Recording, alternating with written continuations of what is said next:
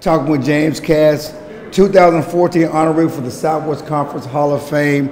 I am Terrell, TCU grad. What does this mean to you? Look, this is just a very special recognition. The Southwest Conference was a very special place, and it was very important to my personal development and experience.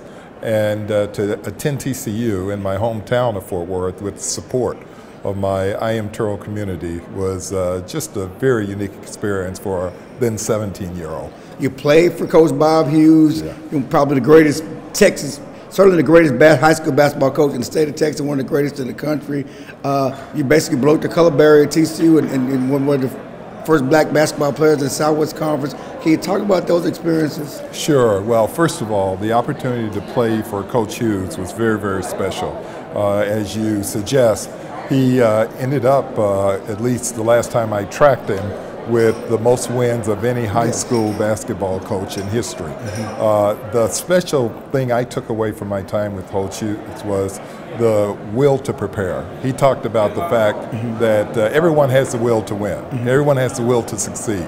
Not everyone has the will to prepare. And the one thing I took away from him was it's all about preparation. It's not about heart and desire once you're in the battle. It's all about preparation before the battle.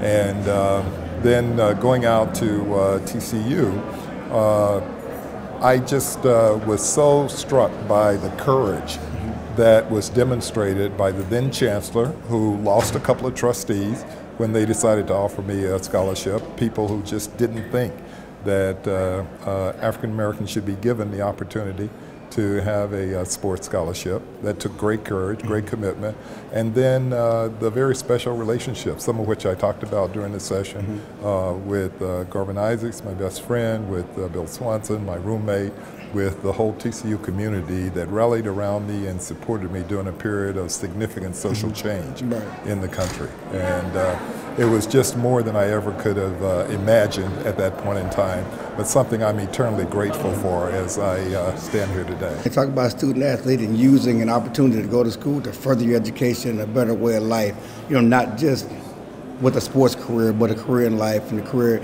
in the business world. You certainly set the tone for that and set the stage for that, and an example for others. I mean, a lot of times kids, and certainly kids today, think that football, basketball is on the way out. Right. And first of all, I think it's great to have aspirations, and I would never want to take away the aspiration of being a professional athlete, although some people love to talk about the stats that only a small percentage are successful.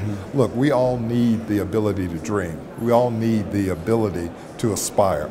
And so let all these kids aspire to be professional athletes, but then make sure there's some leverage in that discussion, and you only get to do that if your grades are good. You only get to do that if your attendance in school is good. You only get to do that if whatever, and by combining their personal interests and incentive and aspiration with what you know to be in their long-term interest is really, I think, the way to support young people today. One of our biggest issues is the loss of the ability to dream and aspire by so many of our young people.